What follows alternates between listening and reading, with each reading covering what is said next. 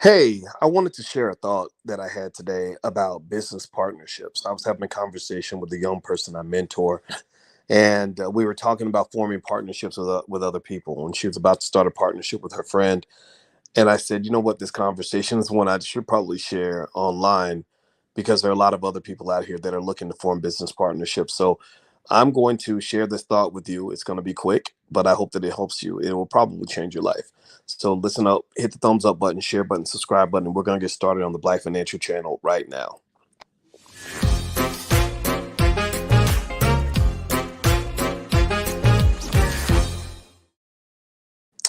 Hey, what's going on, guys? Welcome to the Black Financial Channel. That's theblackfinancialchannel.com. My name is Dr. Boyce Watkins. I'm your friendly neighborhood finance professor.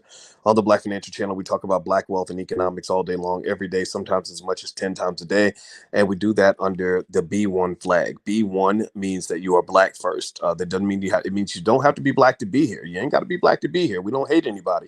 But you got to put the black community at the top of your priority list. That's the reason why we haven't got reparations, is because we're trying to save everybody else, but not save ourselves. B1 also means that we believe black people can be number one when it comes to wealth building and investing within the next 50 years. B1 also means that we must be one to be successful. That means like stop all the fighting, stop all the niggerosity, stop all the backward thinking, and we got to come together and do something special as a team. So Willie Baker, John Bracy, Nola Darling, how are you? Shantae Roxanne, nice to see you. Jeffrey Walker, let me see, Money Talk TV, Money Talk Show TV.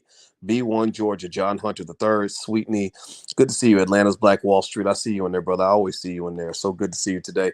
All right, so here's my thought. I want to share this quick thought with you guys, and I think it'll help some of you that are thinking about forming business partnerships with other people. I was talking to a young lady that I mentor, and she was talking about this project that she was trying to do with a friend of hers, right? And I think they're trying to start a podcast together or something like that. Now, y'all know I know a little bit, just a little bit about content creation. I've probably done at least 10,000 YouTube videos in the last decade. And I think combined across all the channels, we have about 1 million subscribers. So I've done a lot of content. I've done a lot of partnerships. Some of these partnerships have gone extremely well. Some of them have blown up in my face, and you've seen some of them blow up. Like you've seen people that get on the internet and say, "I hate you, Boyce. Boyce is a terrible person." Well, that's usually because the partnership didn't work out. And, I just said, you know what, I don't want to do this anymore, and they got mad, right? And that's what it is, right? People, you don't give people what they want, they're gonna call you a devil or whatever. I don't give a shit. But here's the point. Here's why I brought this up. I brought this up because I was talking to the young lady about this podcast she wanted to start with a friend of hers, and she said my friend is kind of dragging her feet, and my friend is not, getting anything done, and I need her to do this and this and this before we can get started. And I said, okay, so there's an old saying that says when people show you who they are, you got to believe them. And I said, so what she's doing is she's showing you what it's going to be like to be her partner. It doesn't mean she's a bad person. It just means that you work at different speeds. You're a hustler. You are ready to go. You are trying to get it in. You're trying to get it done. You're trying to make this thing pop. And she probably wants it to pop, but isn't necessarily as willing to put forth the same amount of effort as you. It's a lot like dating somebody where you love the hell out of them and they don't like you that much. Before I married my wife, my first check was to watch through her behavior. Do you love me as much as I love you? Because if I love you more than you love me, then I don't know if I want to do this. I'm not gonna sign up for this marriage if I think you kind of like me and I love the hell out of you. That's not gonna work. That's not fair to me. So a lot of times, starting a business with somebody is kind of the same way. You both fall in love with the same dream, right? You're sharing this dream, like having a baby together. And sometimes you run into situations where the other person's not a bad person, but you're not equally yoked. Maybe you're battle tested and you know what it really takes to really get things done. They know how to talk about what they're going to do, but not actually do it. Or maybe you are ready to put in 60 hours a week of work. They're only ready to put in 2 hours a week of work, right? And all these things become very frustrating, especially when you agreed in advance to have a 50-50 partnership and 50-50 ownership. And so the reason you want to be careful about situations like this is because if you create something, and let's say you become the business equivalent of a single parent, right? You become the business equivalent of a single parent in the sense that you're the one raising the baby. You're the one who's feeding the baby because the other parent is out doing only God knows what, maybe getting other people pregnant. You got that. The same way you got baby mamas in life, you got baby mamas and baby daddies in business. You got people that are holding the business together because their partner isn't doing their part, right? Well, the problem is, just like in life, think about this, right? You don't raise the baby, you don't fed the baby, you don't took care of the baby. You went to took the baby to the hospital when he got sick, spent your last dollar on the baby, but then the baby grows up, and let's say the baby grows up and does something amazing. Let's say the baby makes it to the NBA, and you're at the NBA draft, and the baby's about to get, that $100 million contract, and then the other parent shows up, and they're sitting next to you, and they're like, "We did it. We raised a great son." Right? And you're kind of pissed. You're like, we didn't raise nothing. I raised the son. Like, what are you talking about? Right? Well, at the same time, though, when you made the baby with that person, you did give them a certain number of parental rights that can't really ever be revoked. Right? And so sometimes you feel cheated when that occurs. At least I would. I'd be mad as hell. Right? Well, business is like that too. I've seen people start businesses together, agree to do things on a 50-50 split. One person is all in 100%, going hard, giving all their free time to do it, putting in all their money. The other person is giving about 10%. They're giving nothing, a whole lot of nothing. They got other things to do. They got to work a full-time job. They got better things to do with their money. They don't really have that much passion for the business. But the thing is, so that parent, that partner who's working and building the company, what can happen is that business can end up doing well, right? Because that one person is giving it all their attention. They're forming all the connections. They're making it go. Well, guess what? That person that you came up with the idea with can step back in and say, "This is my baby too. I own half of this too." And that's going. And if there's ever anything that make you want to go whoop somebody's ass, it would be something like that. Some of you may have experienced that, or you've seen it happen. It's a terrible, terrible feeling. So, what is my thought for today? What is the advice I'm sharing with you? If you want to call it advice, just take it with a grain of salt. Maybe it'll help you, maybe it won't. It's okay either way. Um, Before you make a commitment to tie yourself to somebody else in business, make sure you are equally yoked. Make sure that whatever amount of energy you putting in, they're going to come close to matching it. The amount of time you put in, they match that time. The amount of money you putting in, they're matching that money. The expertise you're bringing in, they're bringing something equivalent, right? Be real clear about who's bringing what, because I've seen people literally come up with business ideas and agree to go 50-50, all because they sat down and had a conversation. And then one person has all the expertise and is doing all the work. The other person don't know nothing. They just were sitting at the table when you came up with the idea, but yet they're claiming 50% ownership of something that they did not put 50% of the effort into to create. So be thoughtful about who you're going to business with. With this young lady, I told her, I said, the fact that your friend is not moving forward doesn't mean she's a bad person. It just means she might be more of a talker than a doer. I said, now what you got to understand is there's a difference between people that become successful and people that don't. There's a difference between people that become millionaires and people that don't. I am a successful man. I'm a millionaire. I'm not ashamed to admit that. I don't talk about it much, but it's true. And one thing I've noticed is that everybody talks about doing that stuff. Everybody says it, right? Everybody says, "Oh yeah, I want to be successful. Oh yeah, I want to win. Yeah, I want to blah blah blah." But it's only about 1% typically of the people that say it and then really do it, like really go hard in the paint, all 100% nonstop, and really are willing to pay the price in order to get there. And if you find somebody like that, maybe through their track record, like you've seen them do it somewhere else, or they've accomplished other things, that's proof of concept. So I would look for proof of concept, and if you're not sure, if you don't have that, then maybe you just work with them for a while on a non-committal basis. It's like dating somebody before you marry them, right? Maybe you hang out with them and you work with them for a while, and you say, okay, well, let's just do a couple projects together, and then you'll get a chance to see what you're signing up for. But don't sign up for it too soon. And if you have this great, brilliant idea and you're ready to do it all, you could do a lot of the work on your own. Like maybe you don't necessarily make that a joint project. Like I told the young lady, I said, maybe what you can do without offending this person is do the joint thing with this other person, but always have your own stuff too. That way, if you decide you want to just go without her, like it was about content creation. So I said, look, you should have your own platform anyway. Like Vicky Dillard works with me, but Vicky has her own platform. She has her own Instagram, her own YouTube, her own Facebook, her own everything.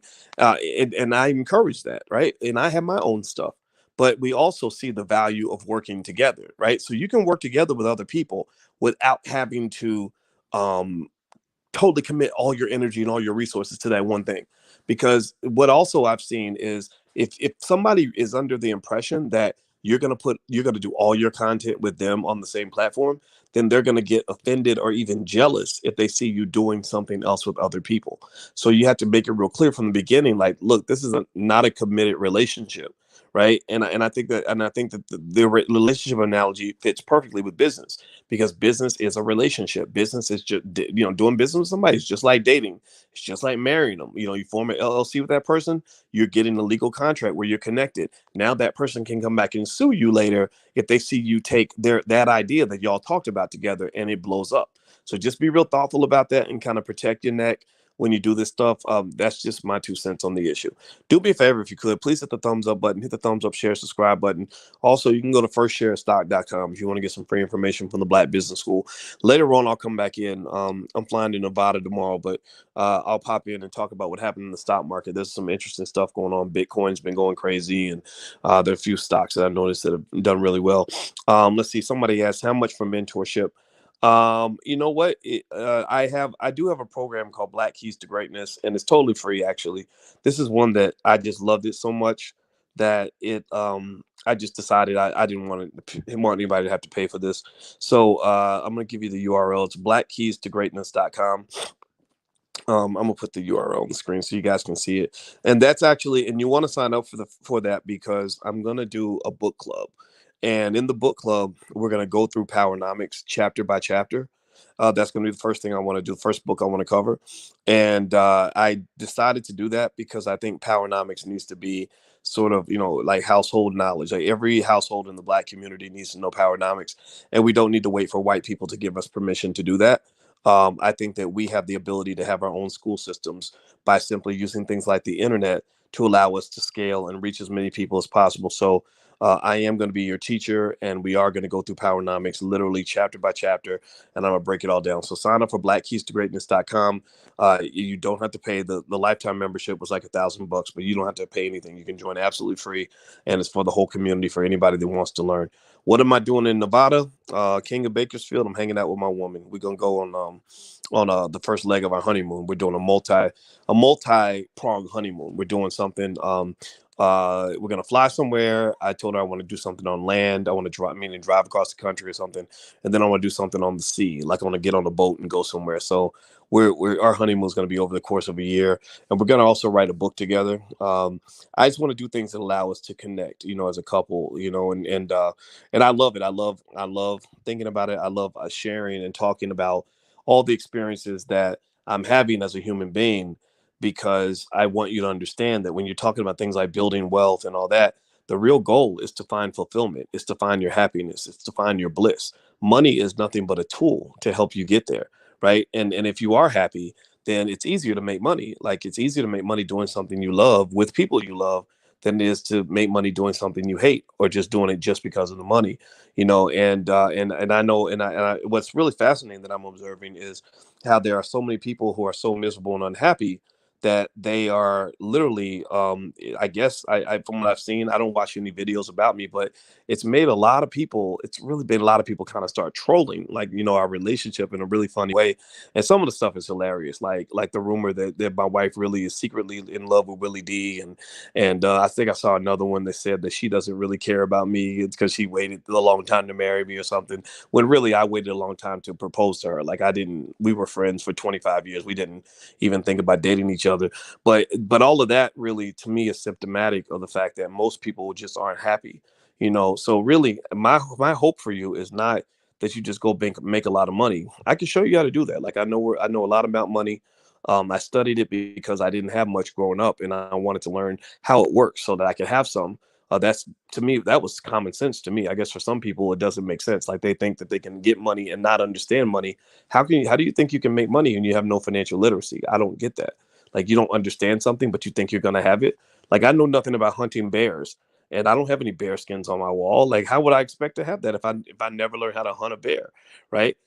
So basically it's like whatever you want to have, you go study it. Like I want to have a happy marriage with my wife, so I study my wife. I study the shit out of that woman. I know where I know every inch of her body. I know every inch of her mind. I know every inch of her soul. And she's not just my soulmate, she is my soul. We are connected on that deep of a level because I literally meditate on that woman to try to study and understand her so we can connect as much as possible. Same thing, and you can call it simping. I mean, people call that simping, but no, I call that love. I call that fulfillment. My children, I connect with my children the same way. I study them. I watch their behavior. I listen to what they're saying. I meditate on all of my children. I meditate on my goals.